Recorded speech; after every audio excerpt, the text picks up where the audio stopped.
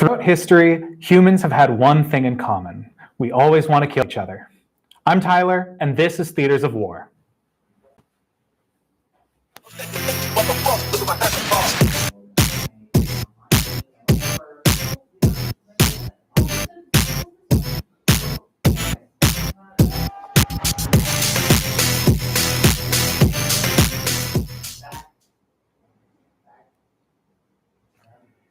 Hi, I'm Tyler Pick, and welcome to Theaters of War Episode 2. This episode is going to be a little different. It's just me this time, and I'm going to be talking about the history of ships and naval warfare. Let's get right into it.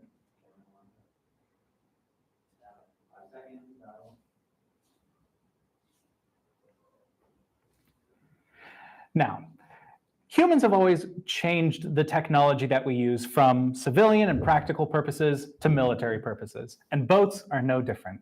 While the first fishing boats were small and rudimentary, raft-like, we eventually turned them into the first ever warships, triremes. These ships used by as early as 1200 BC to fight in these big naval battles, created grand fleets. They were used primarily as rowing ships, so lots of crew members with big oars. They started with archers and raiders, basically the original pirates, strong focus on boarding tactics.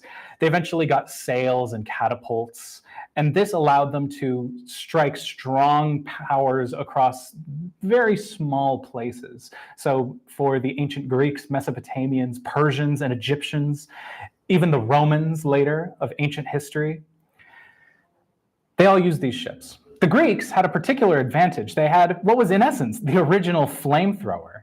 It was something called Greek fire. They basically shoved a whole bunch of prehistoric napalm into a stone tube and could use that to obliterate enemy ships, something that a lot of people would take notice of when going up against them in naval combat.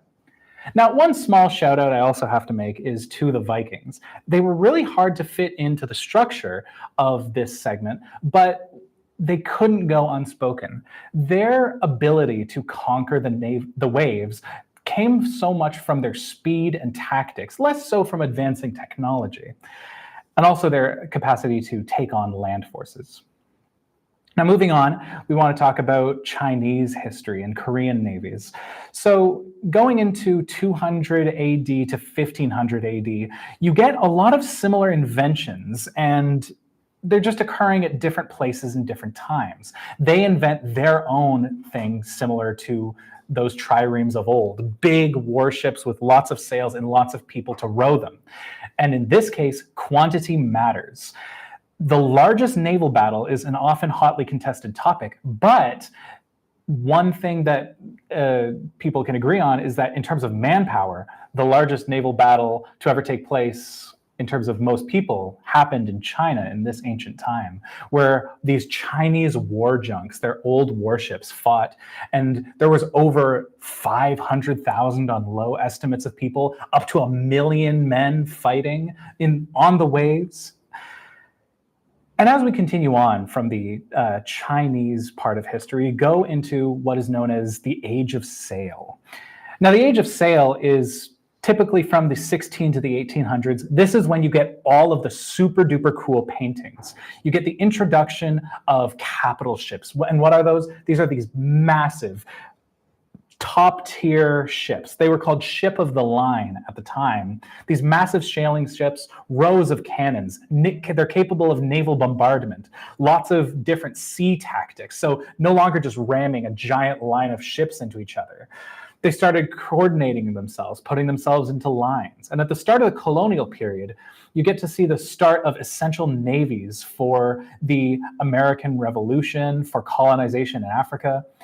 And as mentioned, the formations used, lines, broadsides, and whatnot, really dictated what would happen, kind of like you can see in this painting here. One of the notable things about this period in time is that ships started to gain notoriety for their name. For example, the HMS Indefatigable, a mouthful, I know.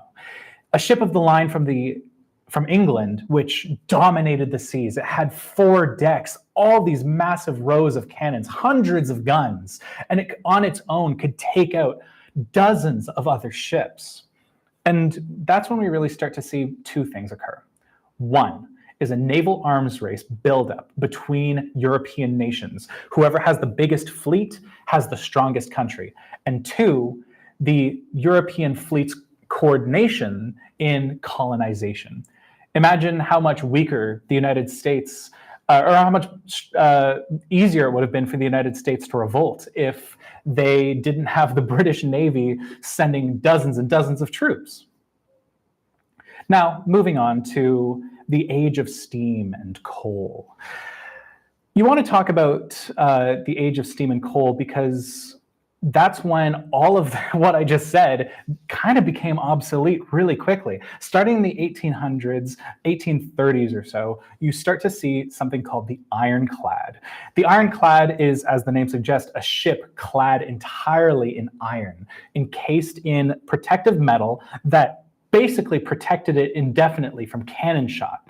You got the CSS Virginia, the steam battleship Napoleon, a battleship which is powered on steam engines, something that was totally revolutionary at the time. And you get to really see this strong focus on global domination via the Navy. Whereas it was your colonies that you're protecting, now it's the big navies. The British fleet really starts to stand out here as one of the most important aspects of the world, where Rule Britannia, Britannia rules the waves, becomes a motto for their entire country because of their navy. They're able to control trade, they're able to control commerce, they're able to control who goes where and who gets what colony, just because their navy is bigger.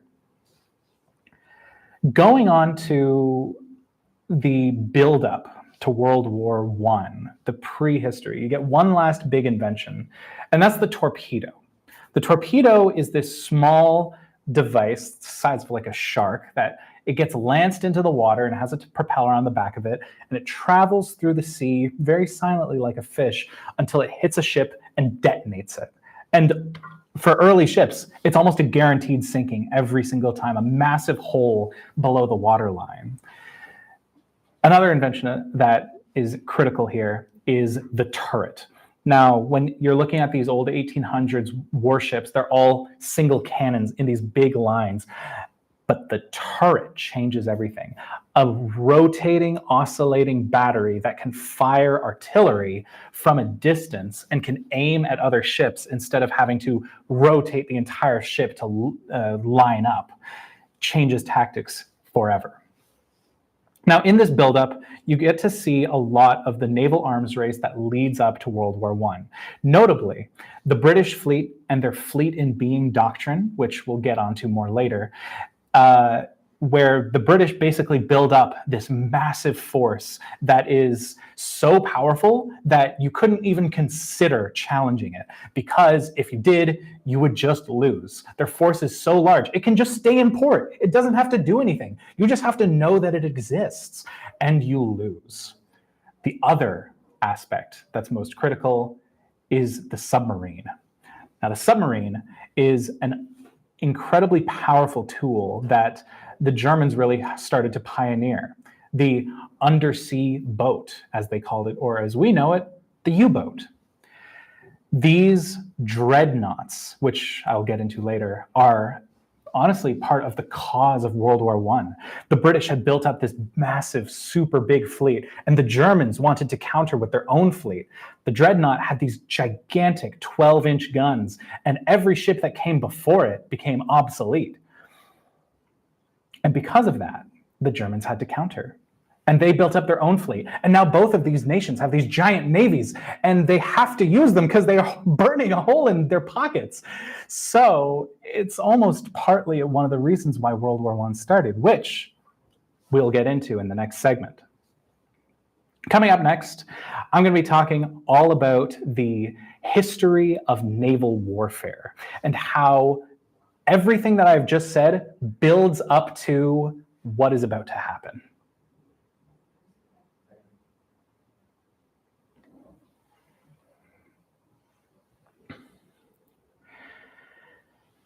So let's quickly recap. Some of the big fleets of the previous age, from 1000 BC up until the 1800s. You start out with the Greek navy in 500 BC with their triremes, their Mediterranean domination, and the national Chinese navy from the 1400s AD with war junks, powerful in numbers, and of course the Spanish Armada and the French fleet from the 1600s to the 1800s. These big fleets focused on capital ships and global domination. When you see these big fleets, you know that the nation wielding them is the nation in charge. They are the powerful nation of the time. Battles like Waterloo really show the changing tides in who controls the power. And speaking of Waterloo, that takes us on to our next point, the most powerful modern fleets. From the 1800s to pretty much 1945, the British had their fleet, their battle fleet, the grand fleet of the United Kingdom. They focused on this large capital ship doctrine, focusing on dreadnoughts and later on pioneering aircraft carrier warfare. They built the first ever aircraft carrier, which is a ship that could hold planes on top of it. Those planes would be sent out and attack other ships. And other modern fleets of the time that countered the British were the Kriegsmarine, the German Navy with their U-boats. Other notable fleets as well, the IJN, the Imperial Japanese Navy, from the 1900s to 1944, saw one of the biggest, arguably the biggest, military buildup in ships in naval history. They pioneered aircraft carriers in a way that no one had seen before. They built battle cruisers, and they dominated the waves in places like the Battle of the Tsushima Straits. And there's one last fleet that really shines when it comes to modern fleets, the US Navy. From 1941 until the modern day, the United States Navy has had undeniable control over the oceans.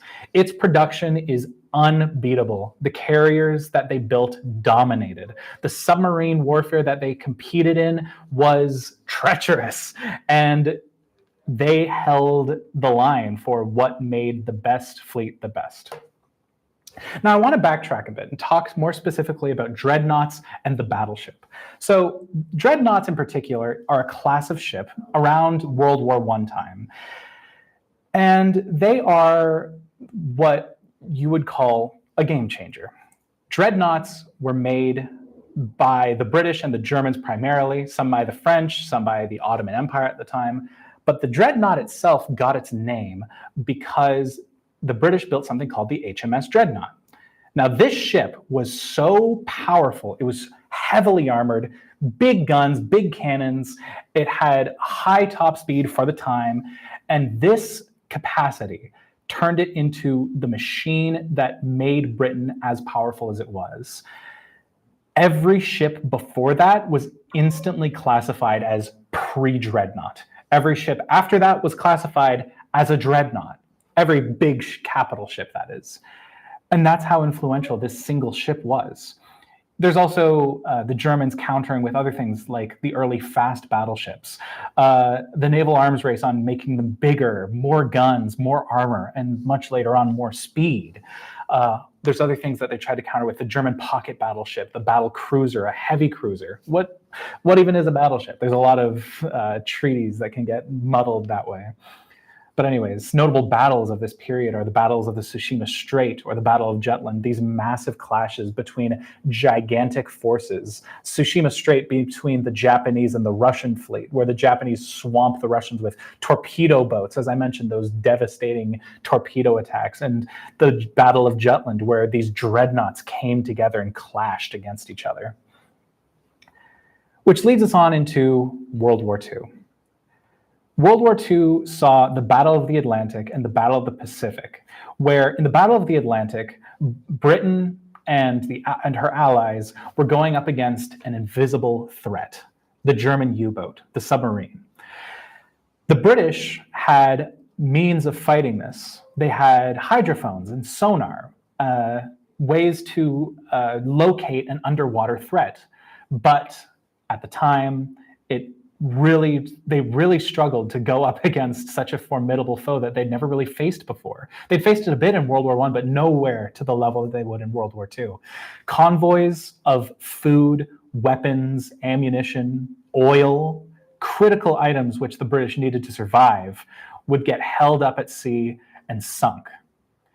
Because of this underwater threat, the British got really good at a doctrine called convoy defense, or just convoy escorting. Meanwhile, in the Pacific, there was a lot of convoy raiding, but not in the way that you might expect. The Americans, with their carrier doctrine, focused on battling the Japanese fleet. However, they also had a campaign of their own, United States submarines. And because of their submarines, they were able to put a stranglehold on Japanese trade, starving out the main island, the home islands, and keeping the war accessible to, I guess, just a war of attrition, keeping the Japanese starved out. Now, going on to what is probably the biggest game changer of all in naval history, as we had just shown, aircraft carriers. Aircraft carriers are the definitive form of naval combat, a boat that you can put planes on top of. You send those planes out and they attack other ships. Aircraft carriers are responsible for some of the biggest battles in naval history. The attack on Pearl Harbor, the Battle of Midway, which more on that later, the Battle of Leyte Gulf, the battle for the Pacific in general, and even convoy defense doctrine. The attack on Pearl Harbor was led by 6 Japanese aircraft carriers, devastated the American fleet. The Battle of Midway, 3 carriers versus 4, United States versus Japan. Those 3 carriers sunk the 4 Japanese carriers, totally changed the course of the war. The Battle of Leyte Gulf, massive devastation for the Japanese forces there, most of which is carrier-based. And the battle for the Pacific in general, like I said, battle for Guam, the Philippines, Java, the Dutch East Indies, and Iwo Jima, Saipan. All of these battles strongly focus on carriers getting into the fight and succeeding. Now, there's one last point that I want to talk about, and that is the Battle of Midway. You wouldn't be able to talk about an entire show about naval warfare history without mentioning the Battle of Midway. And I have a particular, I guess you could say, liking for it, an interest, if you will. The Battle of Midway, in my opinion, is one of the most historically important battles in all of history. This battle brought together the genius that was American code breaking and the absolute might and terror that was the Imperial Japanese Navy, their big battle fleet. The main threat was that the Japanese fleet was coming in. They're going to take Midway, the island that's in the middle of the Pacific. And if the Americans lose that island, then they lose a big strategic fueling point. Now, the Americans knew the Japanese were coming, and they launched this counterattack. And in this surprise counterattack, the Americans get a little lucky, but they sink 4 Japanese carriers, which is absolutely devastating to the Japanese Navy. They lost the skill, they lost the pilots, they lost the sailors, and they lost those ships, something that was irreplaceable to them. Now, with the Americans, they only had 3 carriers. The Japanese had 4, and the Americans lost one themselves, despite the Japanese being on the back foot for most of that fight. I always have to ask a question. What if the next battle, the Battle of the Philippine Sea, or the Battle of Leyte Gulf, or the battle, any of the subsequent battles, the Solomon Islands, what if the Japanese could bring 3 more carriers to that battle? I'm not saying it's a guaranteed win, but I'm saying they have a stronger chance than the Americans put them up for. Because in our timeline, the Americans struggled. They fought hard at those battles. Some of them were losses, a lot of them were stalemates, and some of them were decisive wins, but not always. And I'll take this time to wrap up. Go to segment 3.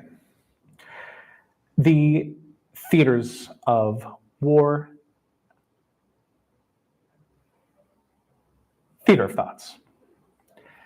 Now, I have a lot to talk about when it comes to Navy. There is so much to mention, there's so much to talk about, so much history, so much to delve into. But with this limited aspect, there's a bunch of things that I just couldn't cover.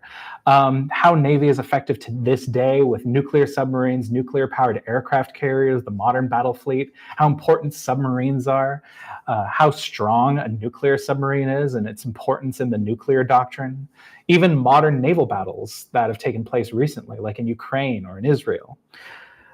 You could also look at the Korean War or the Vietnam War, but really, I think I've done my best to highlight how important World War I and World War II were to naval history in general. In particular, the explosion of technology at the time, how from 1000 BC till nowadays, or till like the 1900s, it was just this conglomeration of technology up until this total change. And with that, I've pretty much said everything I need to say. Thank you so much for listening. I'm Tyler Pick. We'll catch you next week when we're talking about airplanes. For Theaters of War, thanks for watching.